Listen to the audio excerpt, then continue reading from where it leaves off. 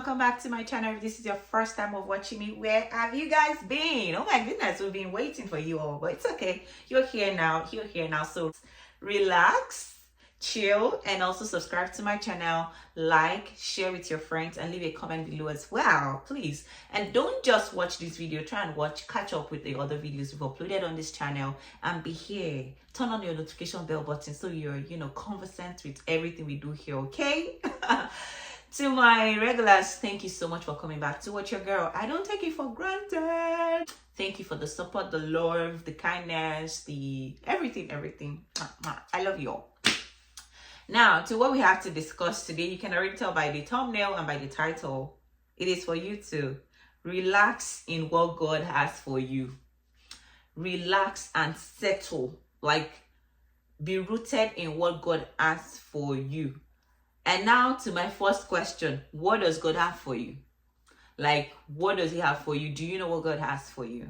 That is a question that you can't just answer immediately, honestly.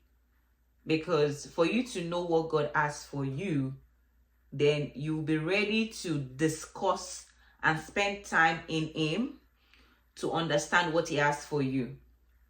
And I'm not saying based off what people think or people's expectations of you, because sometimes, and this conversation or this chat with you is actually coming from a place of conversation my sister and I were having with one of my brothers, my younger brothers.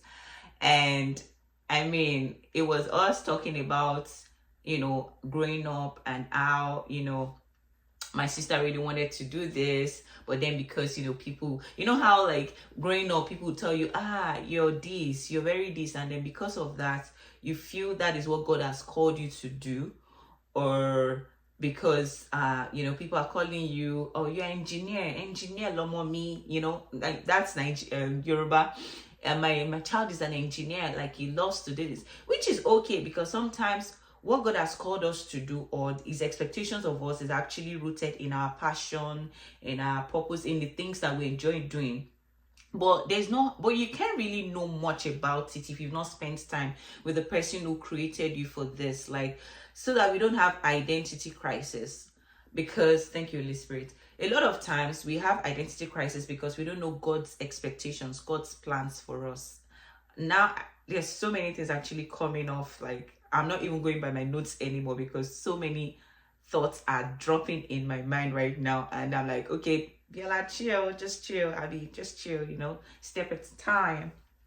So yeah, so back to what I was saying, like, what does God have for you? What is God's expectations? Like, what has God told you about you? Not what people's expectations. Everybody would always have expectations. I don't know if you know that. Like, everybody, whether you do it this way, you do it standing, they expect you to be sitting. You do it sitting, they expect you. So for you not to have like identity crisis or crisis of knowing God's expectations of you, you need to actually spend time with God. And I'm glad I'm doing that more, because I would be lying to you if I really knew everything I was about to do on YouTube when I started. I would be lying. I started out with state of worship, not knowing like I would need to branch into other things, which I haven't even really discovered it all yet. Like we said on my channel, we are all works in progress, but what are the baby steps, the steps we're taking? And that is why my channel is here, right? To share, the baby steps, the actions, the things, the nudges. Some of us need nudges and the likes for us to keep progressing in our faith work, in our family work, in our friendships and partnership work. And that is why my channel is here. But that aside, that is not what we're talking about here. If you want to know more about my channel, please read this description box or read more about me on Instagram as well. You can find out more. But now my question here, my charge here to us today and to myself is, what is God's plan for us? What is God calling you to do? What is God's expectations of you? What has he told you to do? If you want to know what he has told you to do, you have to spend time in it. Don't base it off what other people are doing. No. You cannot base off what God has called you to do, what God has told you to do based on other people, what other people are doing. No, you cannot. You have to base it on what is telling you. Abiola, tell yourself this. I'm looking at myself now because I'm not using the back camera for a purpose, because sometimes when I'm having these conversations, it's not all about, oh, I want, yeah, my YouTube to look this and that. It's also for me to charge something up in my spirit, karabashitayaba, to know that God has called me for something, just like as he has called you for something. And he's not telling you to go look at other people, look at what this person is doing for you to find out what he has called you to do. But he wants you to press in deeper with him. He doesn't want you to live based off other people's expectations. People always have expectations, like I said. You do it wearing pink, they want you wearing blue. Ask, is God telling you to? Yeah, there's a place of, mentorship and discipleship, which is important. Which is very, very important, because I feel my generation, or this generation, is actually lacking, that concise mentorship and discipleship. But at the same time, in order for us not to suffer from identity crisis, where you're supposed to be standing, giving orders, and you're there trying to, do everything, that is suffering from identity crisis, because you will not let people take their own positions. Where you're there to be speaking and you're there dramatizing. But God has called you to speak. God has called you to give the orders. But you're there trying to carry this, trying to do that. You will not let other people flow in their own veins. You will not let other people flow in their own purpose. So what has God called you to do? What is God's expectations of you? People will have expectations, like I said. But let it remain in the expectations realm. Yeah. Let people's expectations be expected. Oh, I expected her to have called me. I expected her to have said this. I expected her to have won this. I expected her. Let people's expectations remain in the expectation zone. Leave it in the expectation zone. And that was what my sister actually told my brother. And it's funny how, like, it's the same thing that's been resonating in my spirit. Like, you gotta be you. There's a version of you that's the answer you're praying for is looking for. I'm going to talk about that another day. But if we don't rise up to be who God has called us to be, if we don't rise up to be the sons of God, if we don't rise up to God's expectations of us, we cannot get those answers.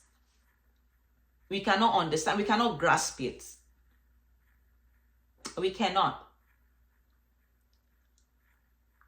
And so I hope that this encourages somebody out there who is like, well, this is what I'm supposed to be doing. Or I'm supposed to be talking like that lady.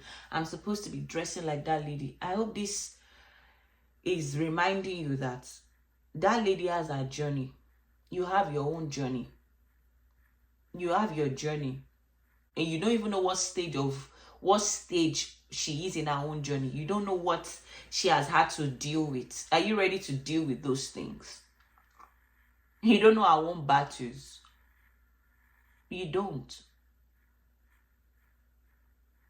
So in seeking out who God has called you to be, in seeking out what God has told you to do, you need to spend time with him.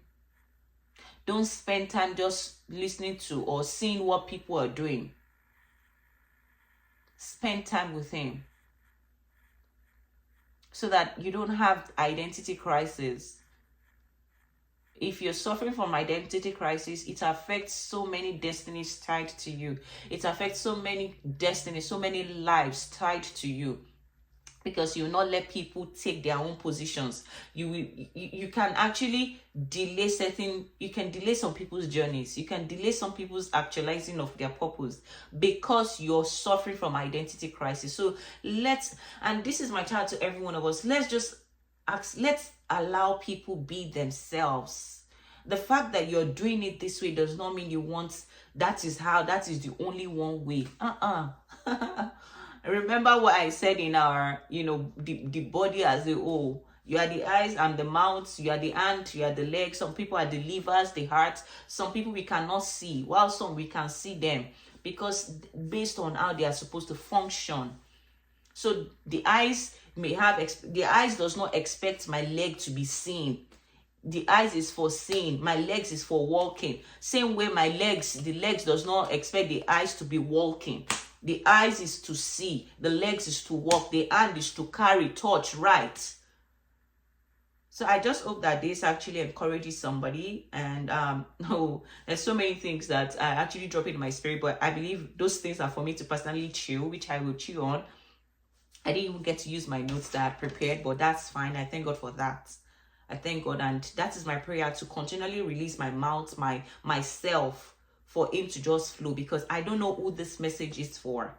It may be just for one person, but that one person's destiny is tied to thousands of people. It's tied to thousands of people in a place or in a territory. I am happy to send the message out. I am happy. And it may even be to me, for me to listen. That is fine, because I know that my own life is also tied to my family. It's tied to people in my circle. And who knows who's going to pick it in my circle. So thank you all for listening to me today. And I hope to see you in my next episode. And to my newcomers, please, I'm not usually this like this like upfront, you know, but something is happening. And I hope to see you guys still. Please don't forget to share this with as many people. Encourage somebody that needs to hear this, that, you know, whatever God has called them to be, it's time for them to brace up and not compare themselves and suffer from identity crisis. Yeah. So until another time with me on Abiola by Grace, take care and be safe. Bye for now.